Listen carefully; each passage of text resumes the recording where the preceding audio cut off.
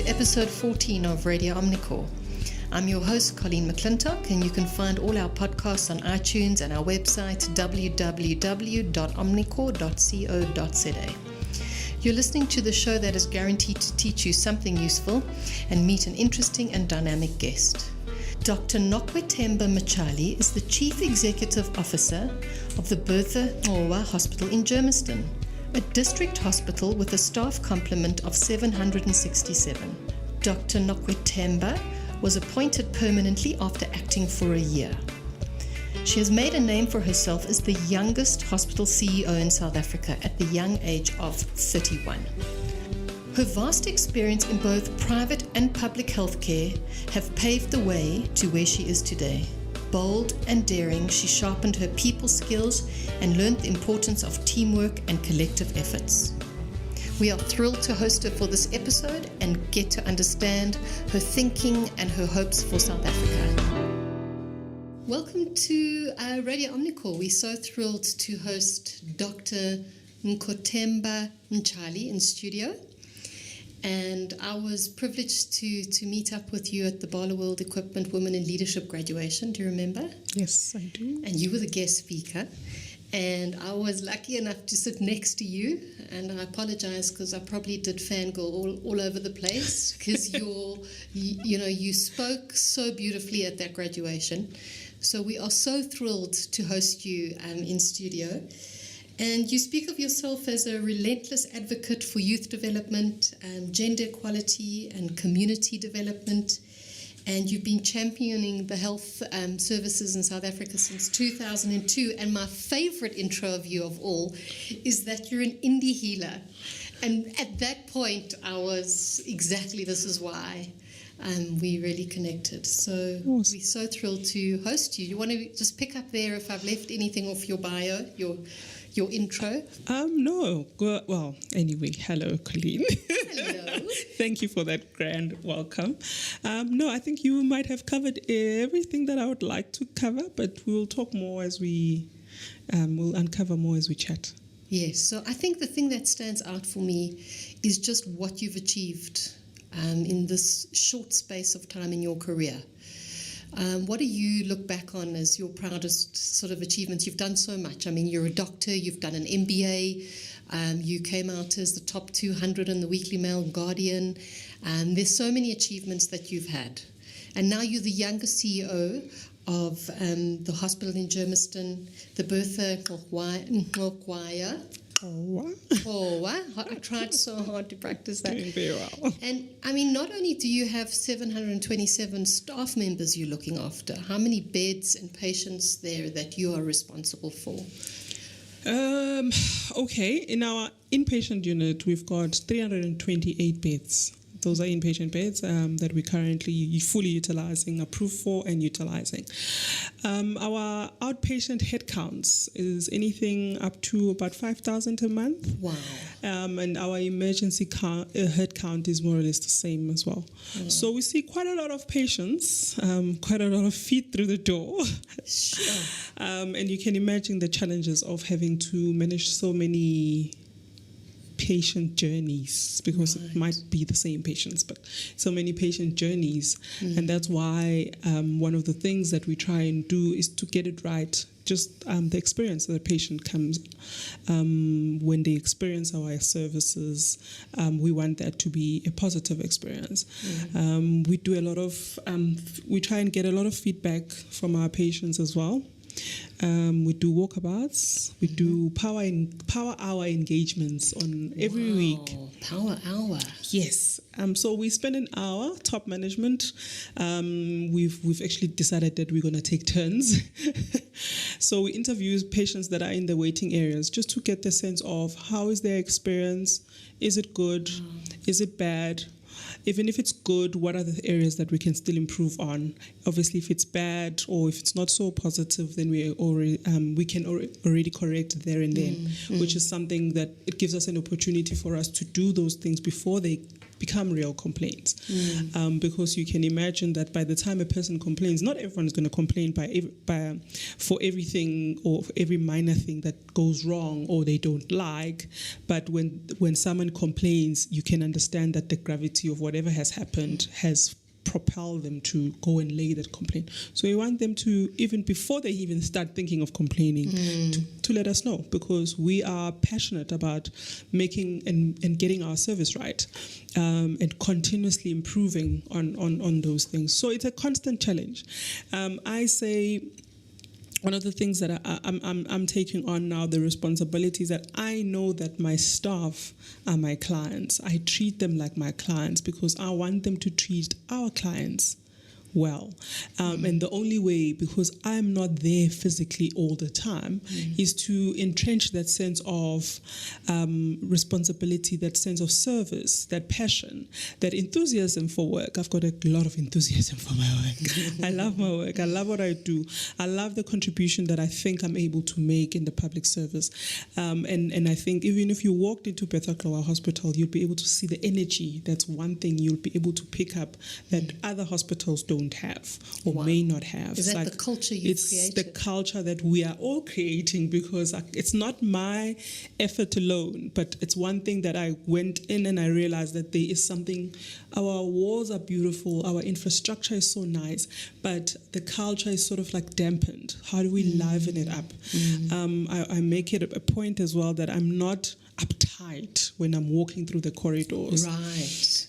And that's coming back from the staff engagement sessions that we had with our staff, where when I came, it was partly to introduce myself, but also just to get a sense of what's happening in the hospital, what's the culture.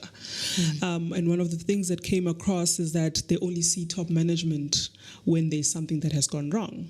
So my efforts and conscious effort every single day, every single week, every single time I interact with people, particularly our staff, is to make sure that they know that we are there.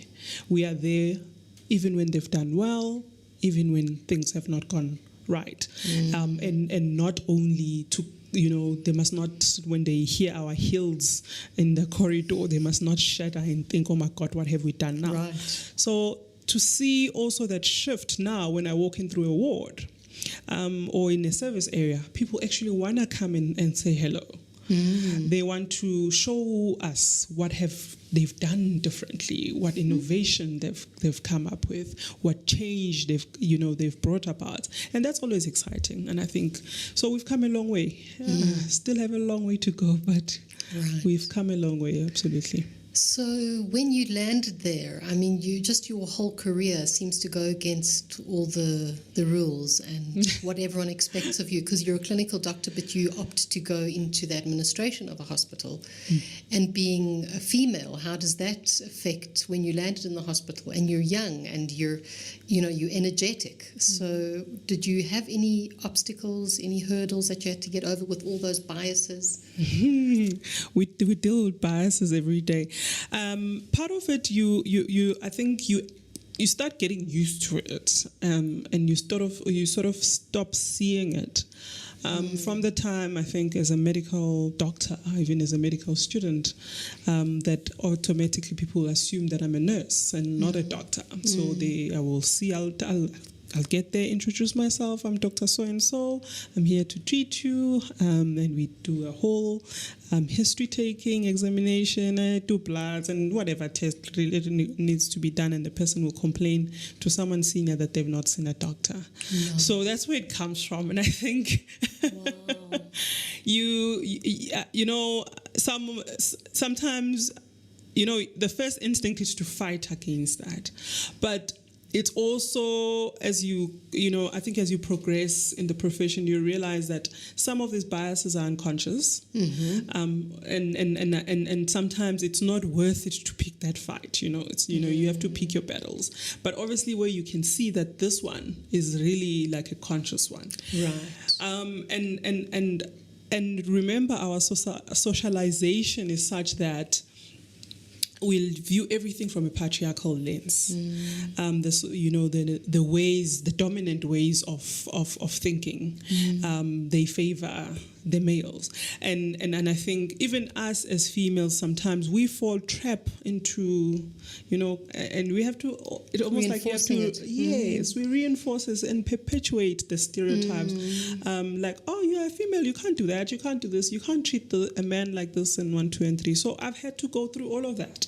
And part of it is having to go back and realize that this is who I am. It doesn't matter how capable I think I am or how good I think I am at doing my work, but I have to earn that respect. It's not fair. But it's that self-awareness that allows one to be able to then navigate, okay, so this is the expectation or the non-expectation of me, but how can I use that to my advantage? And it's not easy. I say that, the time perhaps I've spent more, now I'm less under pressure to prove myself, I think. But the time that it has taken me to get here, when I knew within me that I can do this work, but having to convince people the amount of energy and amount of work that you have to do to earn the respect, to earn the trust of the people. And I think it's a waste of time.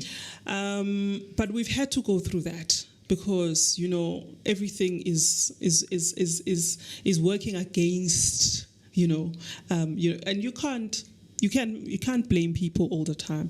So it's just understanding that this is how I am and this is who I am. So also one of the things I've had to navigate is also just being young and having to lead people who are much older than me. Some people who are the same age as my father, for example. Right. And not just my father's age as such, but they like Zulu men. And Zulu men, I think most stereotypes about Zulu men are true. Maybe 80%. But there is a level of respect that they command and that they expect, particularly from women. More so the younger people, that this is how you then treat me. And it's having to navigate also those spaces and navigating them in a way that also balances the fact that I'm not being disrespectful when I'm giving you an order or if I'm asking you to do your work. And the fact that when I am speaking to you about what we need to do, and you've not done it, I'm not being disrespectful if I'm calling you to order. I'm by virtue of my position and my office, I'm more senior, so you need to then respect the authority of my office, even if you don't respect me. So I've come to accept that. And I must say that I've also been very fortunate because my staff, even though most of them are much older than me, they could have simply said, this girl, she doesn't know she's young, she can't tell me, we've been doing this for so long, she can't come and tell us what to do, blah, blah, blah, blah, blah. But I've had my team fully behind me, and I appreciate that. And that's one of the things that I wouldn't trade for anything. So even that time that I'm talking about that that I feel like was being wasted, perhaps wasn't wasted after all, because I've got almost more than 100% commitment from them. And I think that's very valuable. If you get that from the people that you lead, because it's one thing to say I command respect because of the authority of the office I hold, but it's one thing that when people follow you and they want to follow you. So how did you achieve that? I mean, I think you've mentioned just the humility that you approach your role with, but how else did you get everyone following you like that? I've had conversations with them. Interesting conversations and not about work. Right. Conversations with each and every one of them about themselves. All 797? No, just the people that I work with. But actually, and this is one, it's actually one of those weirdest things. I think there is an inherent ability that I have to reach out to people in a way that even I'm probably not fully conscious of, because I do find that I can establish rapport almost immediately with people, and they will tell me maybe stuff they've not told anyone else, but perhaps the way that I've asked it, they then open up to me.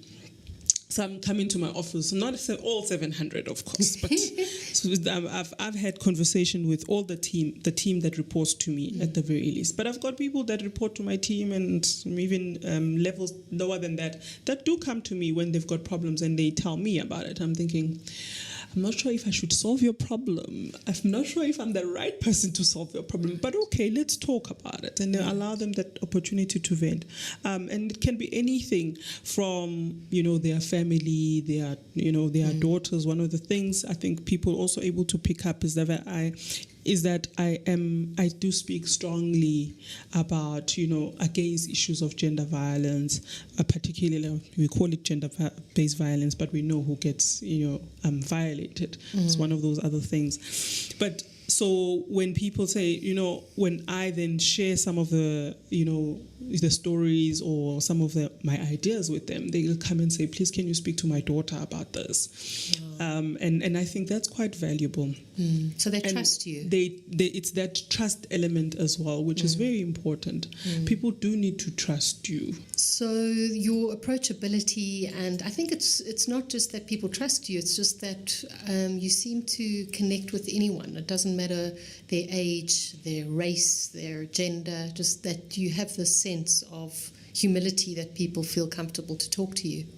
I probably would agree with you on that one, because sometimes it overwhelms me. Right. Because I don't know. I'm like, I don't know what I do to make people tell me everything. And sometimes, and I think what's overwhelmed me is the responsibility of carrying all of those,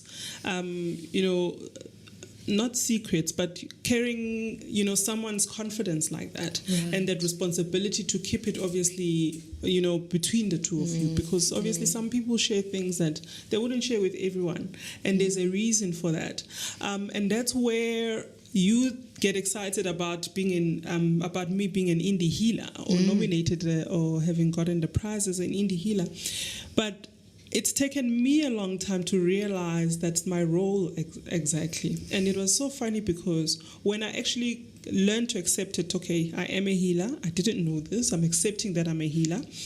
And then this award came. And I was like, oh, maybe that's all it needed to, that's what I needed to get. So I think that also comes from my healing gift of just being able to connect with people and they tell me, whatever difficulty that they may be having, whatever challenge that they may be having. And sometimes I'm like, but I don't know what to do. But you don't have to. And that's actually... but you see, the problem is that I've always thought when I find a problem, I need to fix it. Right. It's only now that I'm learning, actually, some problems or some issues, some things that land in your ear don't need to be solved by you. In fact, it's not for you to act, because sometimes listening is an act. Right. It's an action on its own. But we underestimate it. We always so excited about doing stuff. And not realizing that maybe that person just wanted you to listen.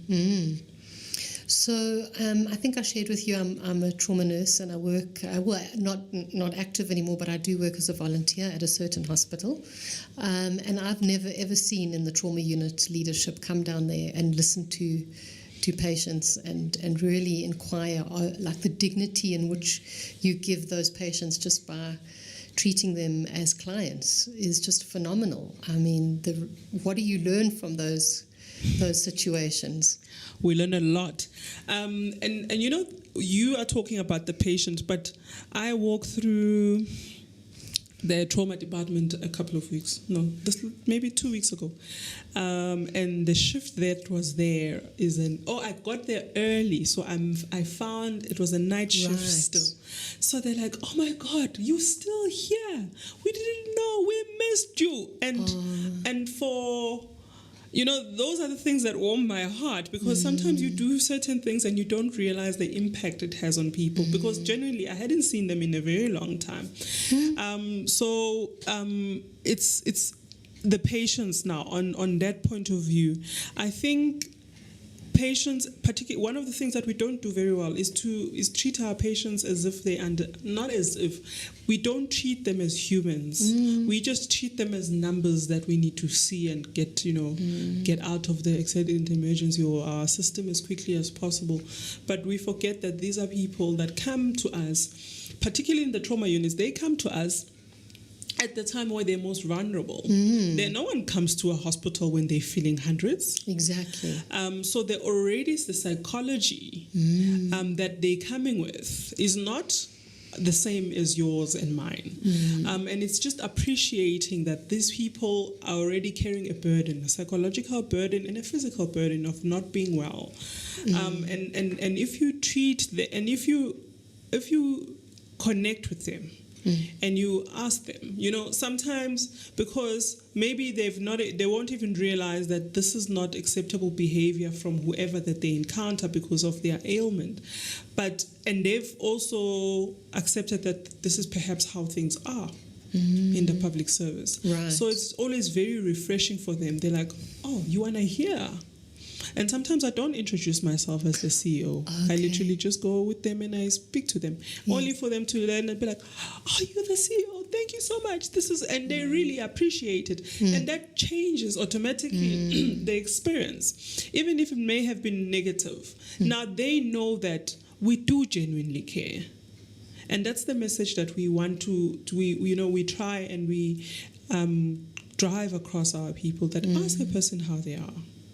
Not necessarily what is your problem today. Ask them how they are, and you'll be so surprised at how much you can learn from that person, and how much they then trust you and they are able to tell you more. This is now coming from a clinician point of view, because I knew also even then how to break down and the defense, the people that patients put up when they come and they know they're going to be judged. So I say, okay, so you've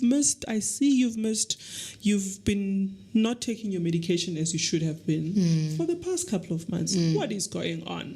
So it's not why you're not taking your medication. You need to take your medication, because then you don't know. One patient told me, it's so difficult for us to have this diet that you're talking about, because we don't have, food is expensive and all of those things. And I actually had a chat with her and I said, maybe just get a tire and put soil in there and grow your veggies. And she's like, I had never thought of that. Thank you. And it's those messages that people, we're not communicating in that way with our people. Well, practical sense, not on what you found in the textbook and this is how it needs to be done, because we are in an African context. Exactly. And sometimes we forget that. I wanted to just mention that what I see a lot when I go into the trauma unit specifically is just the staff not being well. Yes. And the work-life integration, they don't look after themselves and they're very burnt out. And I think that contributes a lot to that tension and the fuse and the judgment that you're talking about. Absolutely, spot on. So some of the initiatives that we've done in the hospital is looking at, like I said, my staff are my clients. I treat them in that way. So in the areas of maternity where it's high acuity, maternity, accident and emergency, we've actually got compulsory debriefing sessions. Wow. Because we actually did notice a trend of absenteeism, high staff turnover, and we had to say, but we can't keep replacing. What is the problem? And that is when we went down and we said, let's understand what are the issues. Okay, so staff is feeling burnt out, but why? And you can understand if you've been doing 300 deliveries a month and you are now suddenly delivering 500 babies a month. That's a lot of work, and we haven't given you any more staff. So you understand it from that point of view, and that's why we then have those debriefing sessions with them. We have a staff clinic at the hospital. dealing with that particularly. One, the fact that before patients and staff used to queue on the same queue. Let's say you fall sick at work, you have to queue with patients. That's now bad for the patient, and it's also not great for you as a staff. Was that your initiative? Yes, we started that initiative. We rolled it out in 2016. We started it in August, and it's working very well. Where we're saying we want to treat our staff with dignity, because and sometimes, because of budget constraints and other resource challenges, we're not able to give grand gestures, give gifts and whatnot. But it's how, just to make it easier for them. How do we make sure we make it easier for them? So staff clinic was part of that. So now they've got a place where if they're feeling, they can go and consult. And completely confidential, and all of those things are taken care of. So that's one of the initiatives. But also, it's just that support for them. That element of empathy, because understand that this is why they are like this. And this is one of the things that we looked at is this complaints categories. They've got staff attitude and all of those things. Right. So when we have something like that, we actually go back and I've said to my team, I don't want us to generalize and say, team, we've got problems with staff attitude. Without you going to the rest of the team and saying, you know what, Colleen is the one who's actually giving us a bad rep in this department. Why don't we sit down with Colleen and understand what's the problem, especially if we're noticing a trend. And because that unearths a lot of whatever challenges that they're going through. Because remember, as people, we're not just employees. We're full humans. We're mothers, we're daughters, we are husbands, we are wives, and all of those things. So whatever happens in any area of your life as a whole human does have an impact on you as an employee as well. So we've also we call it an integrated employee wellness system, where we've got a social worker that deals with, if there's any challenge at the workplace, you then have a debriefing with the social worker, and if it's a medical condition, you then get sent to staff clinic, and if it's something that's more complicated, whatever intervention needs to be done, home visit and all of those things, we try and when we provide that support for our staff. So on a kind of a left field different track, I'm just thinking, if you were to send yourself a message 10 years prior, right, to yourself 10 years ago, what would the things be that you would say to yourself 10 years prior? 10 years ago? Yeah. I was graduating.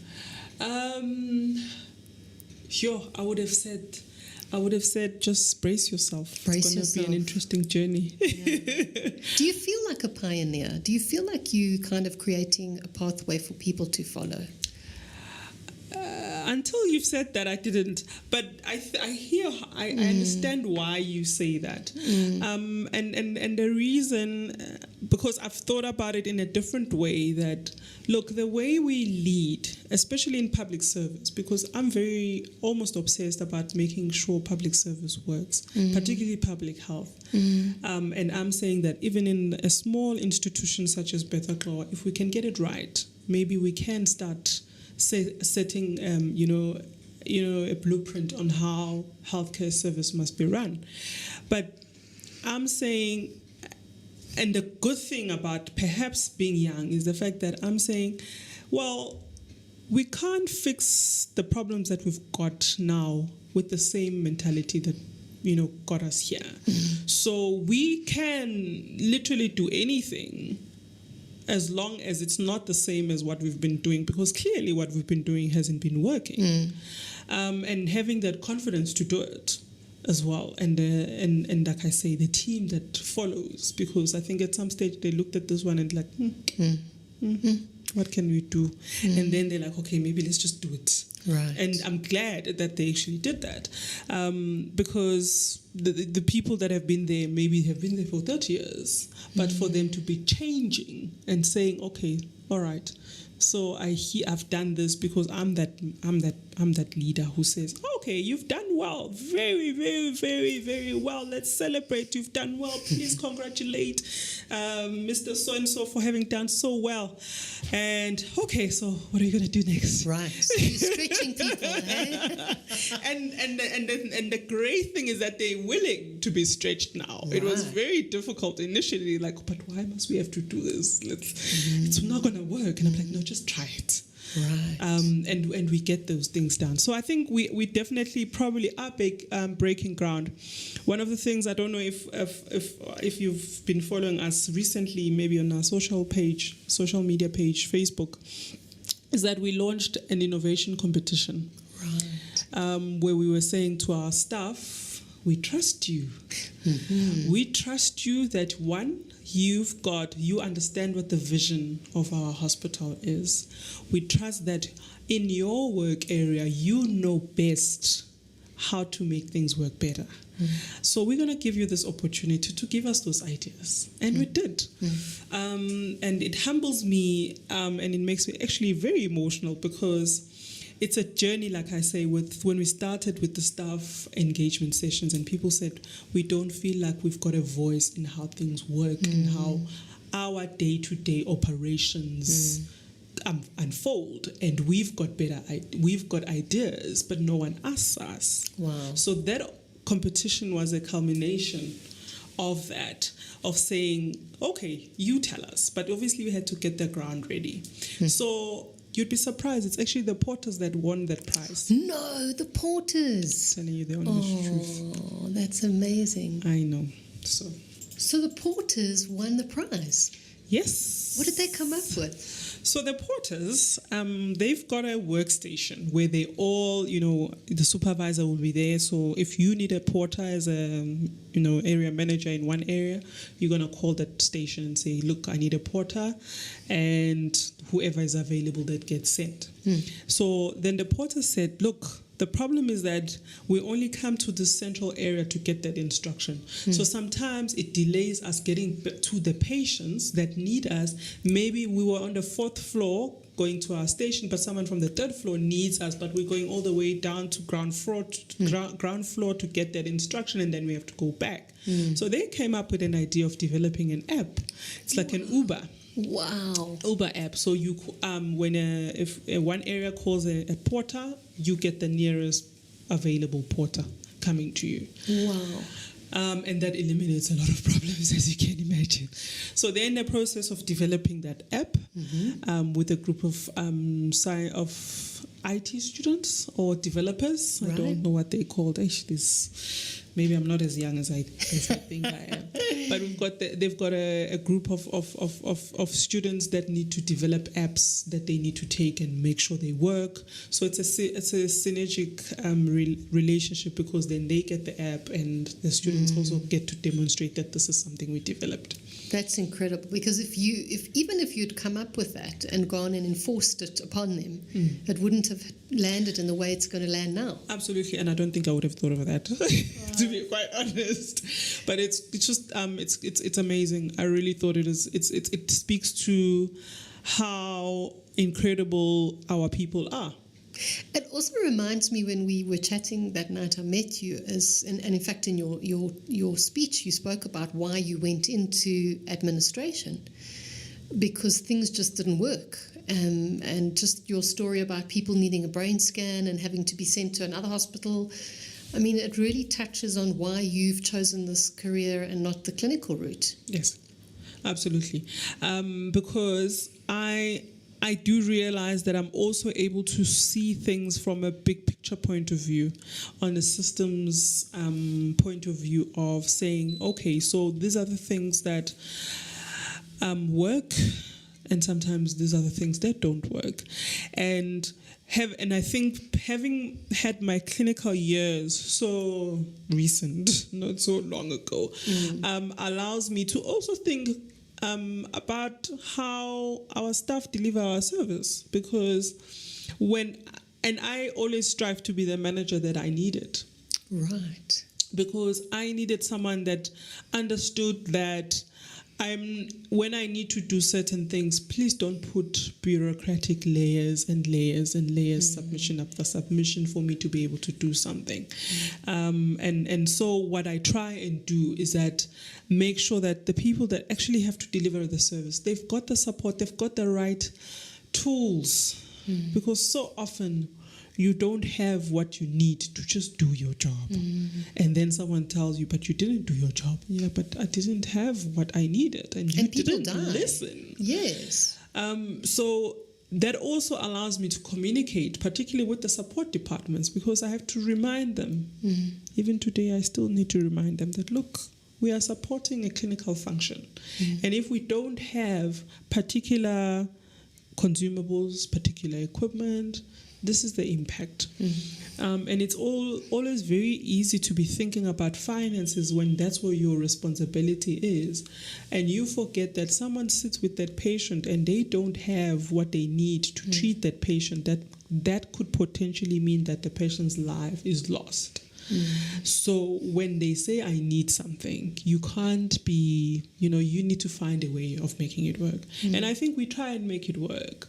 I have very fierce conversations with my support staff, particularly supply chain, because sometimes I don't think they supply chain, finances, because finance department, because I'm saying, you are supporting this function. I'm not saying your job is not important. I'm saying, but if you're not supporting the clinical people to provide a service, then you're not working for a hospital. Then you maybe go find work somewhere else where you can, those decisions don't have a direct impact on someone's life. Was that just a competency, the fierce conversations? Was it always easy for you, or did you have to learn how to do that?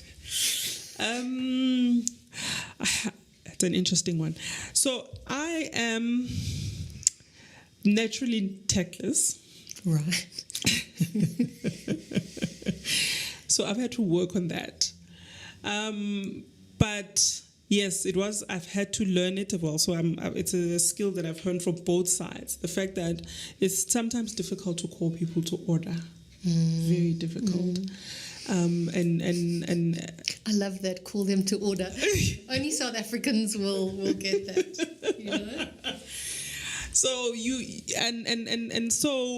and one of the things is that because particularly in the environment that I exist in or that I work in, there is that perception of that people there is no accountability. So we've had to build that culture of accountability, but accountability from my side, from my point of view, comes with me having shared the vision. Right. Making sure that you understand what needs to be done. But also, I've made sure that I've given you the enablers for you to be able to get your work done.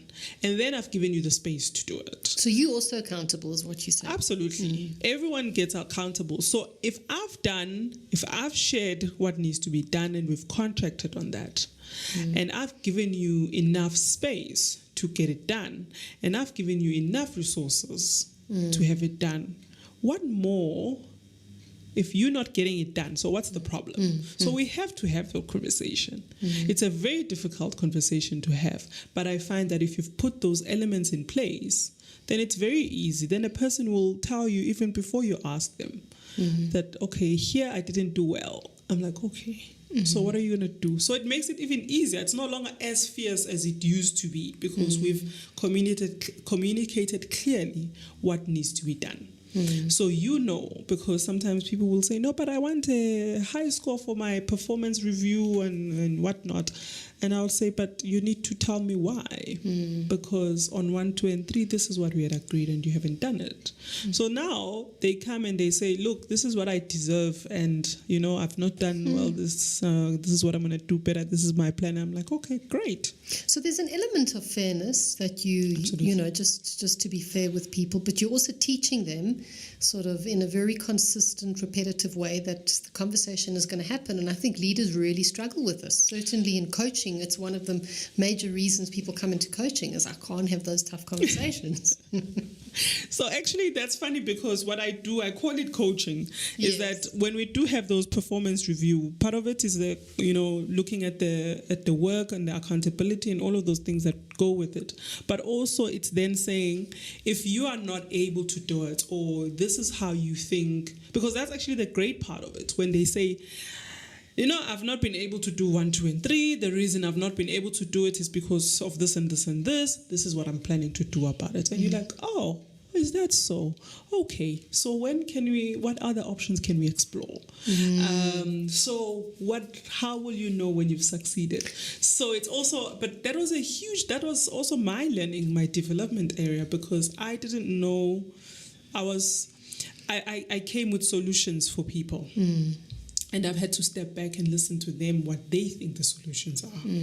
When they've not been able to do certain things, when they need to do certain things, to get certain things done, and my role then to facilitate and allow them to come to their own solutions, because that's very important. I dislike being told how to do something. Well, I was just going to ask, who's your leader? Who do you report to? Because that is an interesting. No, that's a very interesting one. There are a lot of. I always say I've got lots of bosses, and it's actually quite true. But I'd lie. One thing that I do appreciate about at least my immediate boss is that he gives me the space. He says, this is what needs to be done, and we contract on that. And how I do it is entirely up to me. And I think that for me was very important. So that's also how I then lead people. But I've also had to adapt because not everybody likes to be led like that. Some people want the structure. Some people want to know, okay, after step 1, what is step 2? Or what must I do? So it's that continuous and understanding the people that this one, I can let them run with things. And it doesn't mean that any of them are weaker or stronger necessarily. It just means that there are people who prefer to say after point 1, I'm moving to point 2, and they want to check in that I've done it correctly. But other people, they would just run with it, and they surprise me as well, because I'm like, okay, I think you need to do 1, 2, and 3, and they're like, okay. And when I would have thought I would have done it in this particular way, they do it in that way, and the result is still the same, and sometimes it's even better. And I'm like, okay, wow, I've succeeded in life. Because for me, I think that's important. It's important for me to see that people have the resources external of me to do what they need to do, as long as the vision and the goal is clear, that this is what we are trying to get to. How they then go about it is up to them. So I think it speaks to that the sustainability of your leadership, and the idea of, if you walked out of the hospital today, yes, how much of your leadership will still be there? And it sounds like it's really embedded in the hospital. We're trying to. I wouldn't say embedded, I think we're getting there, definitely. I think you're too humble. Look, I think, and I think that's always a fear for any leader, that you don't want, and certainly I don't want to leave and then things fall apart. And I suppose part of it is your own ego and my ego that says, but people must feel that I'm here, and if I'm here, then they must know things work when I'm here. So it's very ego driven.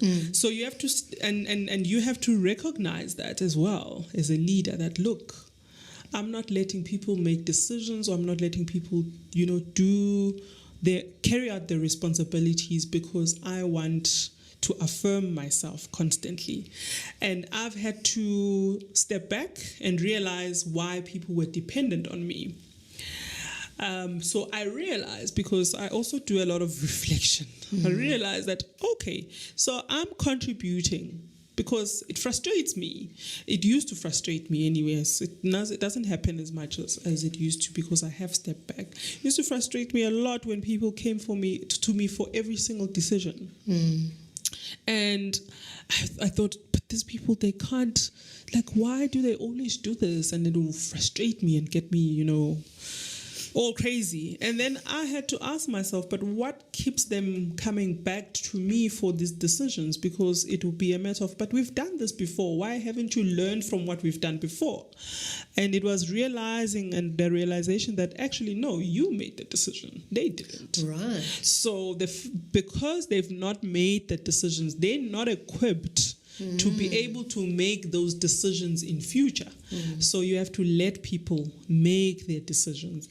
And it's also moving from the neurotic sense of managing stuff, like I need to know what's happening. Right. It's about letting people, giving them the space of saying, whatever mistake, it can't be that bad that it can't be fixed. So risk. Well, in your case, it could be. Someone could die. But No. But like in terms of if a person brings out a new way of doing something, and they come up with a new solution to try and improve processes. Like the Porter app. Like a Porter app. No, it's like if it doesn't work, exactly, it doesn't work. Exactly. But and if it and the good thing is that I'm actually vested in making sure it works, for example. So I'm not gonna let it not work. And it's also knowing exactly when to step in, because you then give the people the space to do what they need to be doing, but you must also keep an eye to say, are they okay? Is it because I say there's nothing that you can do that can, unless if you take a match and you burn the hospital, then I can't be held responsible for that, and I can't fix that. But if I can track that this is something that benefits the patient at the end of the day, I will allow you, but where I think, okay, and I will then say, okay, tell me more about what you are doing about 1, 2, and 3. So it's not so much like, I think you should do 1, 2, and 3. Tell me, how is it going? What support do you need? So it's also being able to go in and come out as well. I don't know if asking the right questions. Yes, so that people feel confident in making, in whatever process, and they feel supported in whatever process that they're undertaking. So your thinking is so countercultural to the normal public hospital and even in private hospitals, because medicine and working in that environment is a bit like being in the army. There's protocols and a lot of the personalities are very strong and rigid. And how do we get your thinking into the rest of the hospitals, and what is your vision for national health and the future of South African health services? Sure. I'm sorry, that's called a stacked question. I'm not supposed to ask those. Okay, so the first part of it is what do we need to do to replicate or to get public service working? I think I don't have the answer, but I can give you my thoughts just on what I think we need to be doing. And part of it, and I'm glad you call it countercultural, because like I said, we can't correct them or fix the problems that we've with the same mentality that we've created them. So that's the first thing. And it's understanding that our methods, maybe even if they had made sense at some stage, perhaps now they're no longer valid. And it's constantly being able to say, is this working? And I think from our egos, when we start something, we have a set of postulated ideas about how we're going to solve it, and then we go on our path and we try and we solve whatever problem it is. And perhaps someone else comes and says, but have you thought of doing it in this way? And you're like, no. And part of you saying no is because it's your idea. And sometimes we forget that we are married to our ideas and we hold them and we want to, never let go. And one thing about me is that I'll be like, okay, it's not nice, but okay. Okay. So it's still very easy for me to let go of whatever idea. Part of the journey that I talk about it, and people always ask me, but okay, how has your journey been? And I tell them it's been a journey of a lot of learning, unlearning, relearning. And if you're not allowing yourself to unlearn, then you always going to do exactly the same stuff and you're not growing. And one of the things that I've also done, and I think the innovation competition comes from that as well, is saying I may not know everything and don't have all the solutions, but how do I make sure that people that might have the solutions know that they can come up and they can say, look, this is how I think we could be doing better. So it's in innovation terminology, they call it allowing innovation to thrive and giving and the role of leadership in making sure that innovation drives. And we need to also be able to say, when you come in the same environment that I've been working in, and then I think I've perfected it, and you come and you say, this is something else we could work, we could do to make this work better. I must not close up on that. It's very important, but sometimes we close up, and it's saying, I appreciate the fact that you coming with a different eye and you looking at it from a different point of view, even though because I stop being sharp to it. Maybe I've become blunt to whatever new solutions that could come up. So it's allowing that space. We call them the voices of, what's the word? The people that don't always agree with you. What is that again? Okay, those ones. The naysayers. The naysayers, but understanding that in them, understanding that there's value in when they're saying no, maybe you need to understand why. And then you can, when you understand why, you think from their point of view and you can, from now merging that logic, you can dismantle it. And you can say, no, but that's not true. Or you can say, oh, actually, I hadn't thought about that. And having that diverse... Yes. Divergent. Just divergent ideas. Thank you. Thank you. It's that word you see. This word's like, I know you. So those divergent views and allowing and I think most of the time, really, the one thing is that we've got lots of big egos that don't allow us to, when a person says no, you can't do that. You're like, but why not?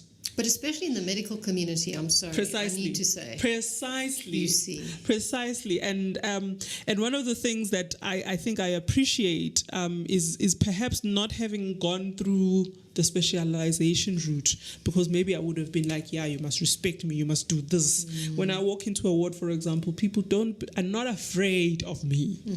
Like they acknowledge that I'm there, but they're not. I don't think it would have affected you. But you don't know. Maybe I would have been that specialist that throws instruments across the floor. And it's scary to say this, because people listening to this podcast who don't work in a hospital, doctors do throw instruments. They literally do. Yes, they do. It's a totally different environment. So what's your hope for South Africa and health? My hope for South Africa, firstly, is, even though we're not going to talk national health insurance as such, but we do need to talk about universal health coverage. And we need to, as health administrators, understand what that means for us. One of the questions that I've asked my staff is, would you come here if you've got an option not to come here? Do you think our patients would come to us if they had the option to go somewhere else? Wow. But do you know that if they wouldn't come here, that means you are out of your work? Is that a risk you're willing to take? And that's part of the messaging that we use. Like, people must understand where the health policy landscape is going and what it means for them. Yes, there are our jobs are protected because of collective agreements, collective bargaining, and all of those things. But if you were to think about your work or your job not being guaranteed, would it scare you to do something better? Can we be better? And I believe healthcare can work. I really do. I believe public health system can work. I think it does work a lot. I think absolutely work efficiently. You see, with accountabilities. And when I say that when we talk about countercultural, it doesn't mean that we don't follow protocols. Because I don't want people to think now we're just doing whatever we want to do. But we're following the clinically evidence-based, and we follow the protocols. And that's also the safety of having protocols as well, is you can have the conversation when people have not done according to what protocol dictates. Because in dealing with patients' lives, those protocols are almost like safety nets. They are protecting the patient and they're protecting you as a healthcare professional. And if you are going to then use whatever comes to your mind and the patient's outcome is adverse, then you're going to need to be held accountable for that. But it's also then saying, how do we make sure that we are, so like you saying, how do we make it work? I think we need to be able to let our egos step aside. And if there's another person that says, no, actually, I think I can do this better, maybe give them that space to do it better. So in a very short space of time, you've achieved so much. What are you going to be doing in the next 10 years? 10 years is such a long time. I have no idea, to be honest with you. What I would like to do is to be more on health policy, maybe not necessarily in the country as such, but maybe in the continent. Just being able to see health work, because I genuinely believe it's possible. And I really think that with the right passion, we can get it right. So that's what I would like to do, be more advocate for health, advocate for youth development, and advocate for women. One of the things that I think, the one I've spoken a little bit about it, but if I can make a difference, particularly with issues that are related to violence against women and children, I would have succeeded. But part of it is saying also, it's not because a person can say, this is a social issue, why are you getting involved with it? But most of the patients that we see in our care centers are domestic violence cases. And we can't say as health administrators, healthcare professionals, that this is something that is someone else's problem. It's our problem. I always make a point about the Sustainable Development Goals, that number 3 is talking about health, particularly. But if you look at all those goals, if we're not getting them right, if we're not taking care of our environment, those problems end up in health. If we're not dealing with the quality of education and people getting into our employment and making sure that they're productive, some of those problems end up in health. When we neglect, food security and all of those things, patients end up in health. We've got a unique quadruple burden of disease in South Africa, and we have to step back and say, but instead of treating, what more do we need to be doing? So you want to get to the root cause. And go back. Because remember, non-communicable diseases, it's lifestyle, largely. Smoking, diet. Speaking about that earlier. Diet, the food we eat, the quality of food we eat, and so on. How do we go back and make sure that whoever is then dealing with food security understands that this has a linkage to health, because I don't think we're ever going to have enough hospitals or enough specialists or enough nurses or enough doctors to deal with the problems that we are allowing to happen at the moment. So we have to go back and try and get people healthy. The preventive aspect. Preventative aspect. I mean, we look at how we are being rewarded through some medical aids and their lifestyle program, rewarded for doing the right thing. But perhaps there is a logic in that. Yes, for them, they're saying, well, if we take care of our people, of our members, then they don't get sick, therefore they don't claim as much, yet they still pay premium. But if we adopted that same mentality, so we get back to making sure people are healthy, incentivizing them to be healthy. If you are more healthier, the healthier the population. We call ourselves a Department of Health, but all we're doing is curing disease or trying to cure disease. Well, I think that whole mindset of this medical aid you speak of, it gives you a different age, right? If you do your certain checks, it'll actually come up with the... So I like to use that age rather because it's younger than my physical age. But it did make me aware. One of the tests I did, I came out as not being flexible, and I really didn't know that. So it gave me, a point of, okay, so this is how I can improve that wellness. I think you can do a tick box exercise with it just to get your free cappuccino. If you want. But I love your thinking. It's saying, well, we've got so much that's already tried and tested and working. Why are we not adopting it? What stops us?